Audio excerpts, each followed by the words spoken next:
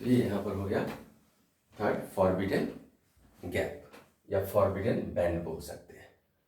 जो valence band है वो वैलेंस बैंड क्या है, तो अभी बतलाएगा कि जो वैलेंस बैंड है वो इलेक्ट्रॉन जो वैलेंस सेल में होगा उससे एसोसिएटेड एनर्जी से बने हुए बैंड होंगे। यानी आप कह सकते हैं band of energy level corresponding to the valence electron. ठीक है, and it may be completely और पार्शियली फील्ड, क्योंकि जो वैलेंस सेल है उसमें इलेक्ट्रॉन कंप्लीटली फील्ड भी हो सकते हैं, पार्शियली फील्ड भी होते हैं। अगर हम इनर्ट गैस का बात करेंगे तो वह कंप्लीटली फील्ड होगा, जिसके वजह से और ज़्यादा इलेक्ट्रॉन को अपने में एकोमोडेट नहीं कर पाता है। जैसे अगर हम नियन का बात करें तो नियन का outer electronic configuration NH2 NP6 है, तो कंप्लीट फील्ड ऑर्बिटल्स है, अब और ज़्यादा इलेक्ट्रॉन वो एक्सेप्ट नहीं कर पाएगा। ठीक है, तो ये था वैलेंस बैंड। और इससे ऊपर जो बैंड है एनर्जी बैंड, उसको आप बोलते हैं कंडक्शन बैंड। अगर इलेक्ट्रॉन उसमें चला गया तो अब वह इलेक्ट्रॉन फ्री है मूवमेंट के लिए under the influence of electric field, जिसके वजह से आप उसको कंडक्शन बैंड बोलते हैं। यहाँ पर लिख दिए the vacant band of energy above the balance band, balance band से ऊपर, उसी को आप क्या बोल दिए, कंडक्शन बैंड।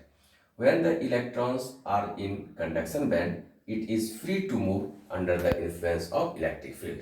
वह इलेक्ट्रिक फील्ड के इन्फ्लुएंस में मूवमेंट के लिए फ्री होगा कंडक्शन बैंड में।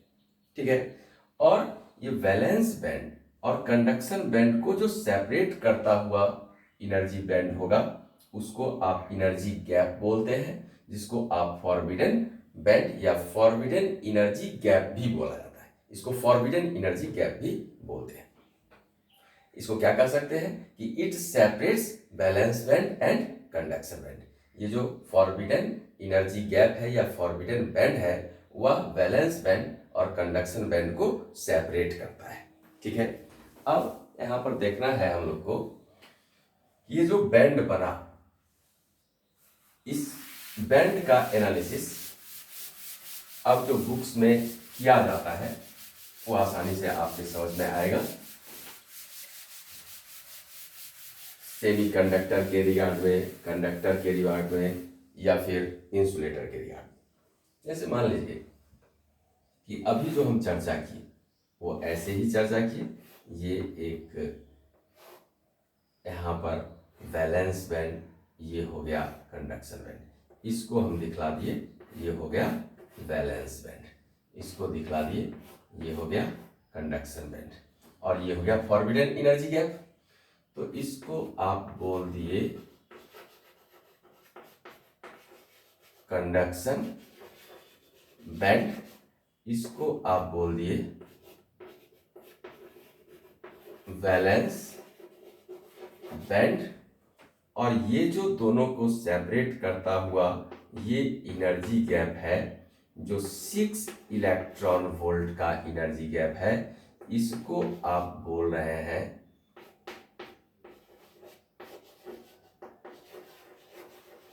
फॉरबिडन बैंड या फॉरबिडन एनर्जी गैप, ये बोला जा सकता है।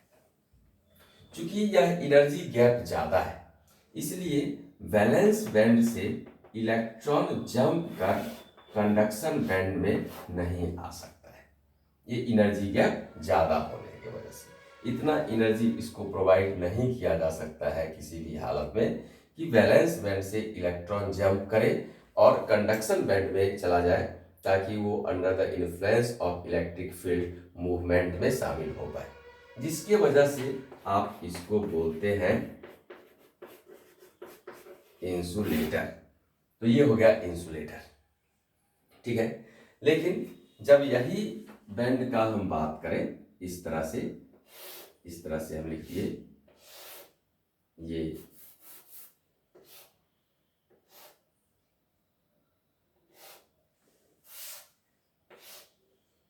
ये यहाँ पर दिखला दिया गया, इसको आप बोल दिए वैलेंस बैंड, वैलेंस बैंड, ये दिखला दिया गया, इसको आप बोल दिए कंडक्शन बैंड, और ये जो एनर्जी गैप है, इस एनर्जी गैप को देखें तो वह 1 इलेक्ट्रॉन वोल्ट का एनर्जी गैप है, जिसको आप बोल दिए फॉरबिडन बैंड। चूंकि अब यह जो गैप है ये बहुत कम है, 1 इलेक्ट्रॉन वोल्ट का है, तो यहां से इलेक्ट्रॉन इसमें जंप कर सकता है जब कंडीशन अप्लाइड हो तो उस कंडीशन में इसको आप क्या बोलते हैं, तो इसको बोला जाएगा सेमी कंडक्टर।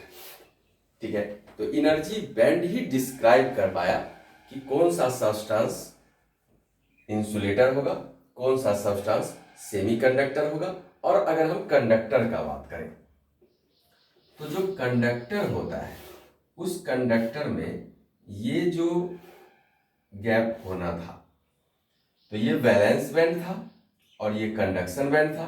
लेकिन वैलेंस बैंड वो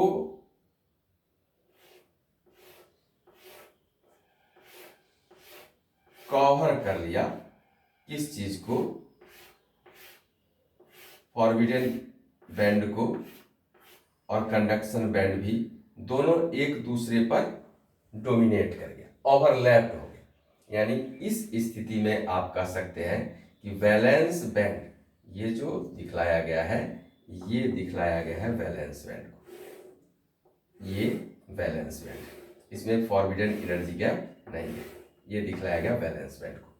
और ये जो दिखलाया गया है, ये दिखलाया गया है, ये दिखलाया गया है कंडक्शन बैंड को, ये दिखलाया गया कंडक्शन बैंड को।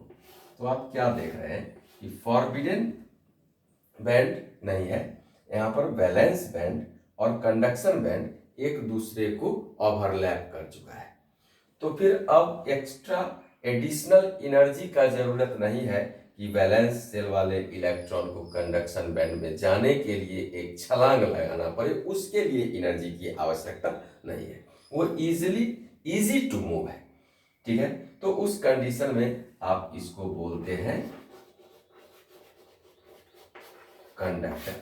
यानी इस पर में ये था, यहां से यहां तक जो आप लिखे थे वह दिखला रहा था किस चीज को,